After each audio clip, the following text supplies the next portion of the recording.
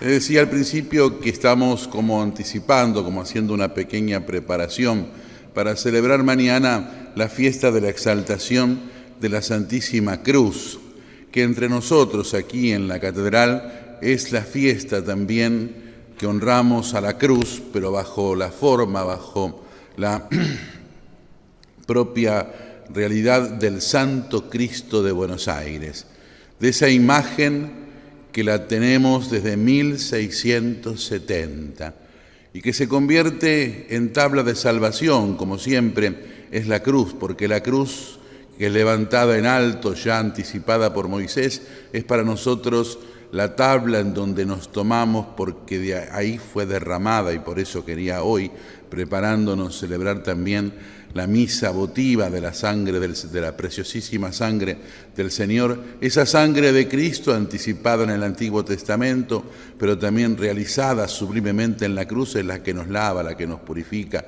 la forma que Dios eligió para que nosotros seamos salvados. ¿Y por qué eligió esa forma? Por respeto a la intelección humana. Fíjense que el hombre solo había construido a lo largo de la historia la manera de relacionarse con Dios por medio de los sacrificios. Sacrificaba realidades distintas según las distintas culturas y así había armado los cultos de las antiguas religiones paganas que, si bien no eran verdaderas, pero buscaban encontrar con un deseo aquella inquietud interior que la criatura humana tiene, que es el deseo de relacionarse con Dios. Dios, teniendo en cuenta aquella dimensión que el hombre entendía como forma de relacionarse con él el sacrificio, asume en sí mismo el sacrificio y lo pone como acto que equilibra aquella realidad y aquella diferencia que había introducido el pecado original. Aquello que tenía que ser arreglado de una vez y para siempre, pero por un acto de la persona humana. Pero la persona humana que tenía que repararlo, va a decir San Anselmo, la persona humana que tenía que repararlo no podía llegar al ámbito de la reparación porque estaba abajo.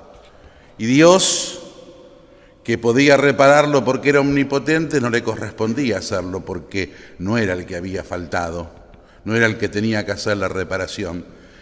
Y entonces la presencia extraordinaria del Dios hecho hombre, para que aquel que debía pueda y aquel que podía deba. ¿En dónde y con qué forma? Con la forma que la criatura humana, insisto, había elaborado para relacionarse con Dios.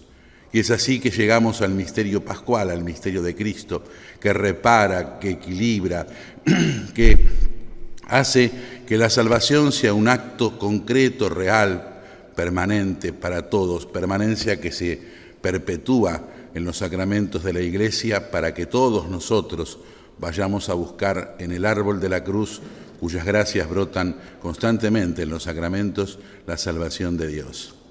A ese misterio de la cruz nosotros lo miramos, lo adoramos y lo agradecemos. Pero ese misterio de la cruz para nosotros también significa una gracia especial de Dios en el Santo Cristo de Buenos Aires, desde 1670. Un pobre artista, alguien que conocía el pecado, pero que conoció también el perdón y la misericordia y la reparación. Elaboró esta imagen y aquí quedó. Aquí quedó al inicio, cuando Buenos Aires era una pequeña aldea de barro y el río todavía estaba cerca de la Plaza de Mayo y se desbordaba, amenazó en un desborde de acabar con aquello que existía. El Cristo fue sacado a la plaza y en lo que hoy sería Hipólito Yrigoyen y Balcarce, tal vez por el cansancio del peso de la procesión entre el agua, fue apoyado involuntariamente en el piso. En el momento en que la cruz toca el barro, en el mismo instante, el agua empieza a retroceder. Buenos Aires se salvó. Con este ejemplo, el 19 de marzo de 2020 también fuimos a los pies del Cristo a pedir que toque el barro de la ciudad para que la pandemia que comenzaba, para que el poder de Cristo hiciera retroceder el virus que amenazaba en ese momento de muerte. Recordemos que a los pocos días el Santo Padre desde Roma preparaba al mundo entero para la muerte, dando la bendición apostólica con la indulgencia plenaria para que todos estemos dispuestos a lo que significaba esa amenaza que no sabíamos cómo iba a terminar.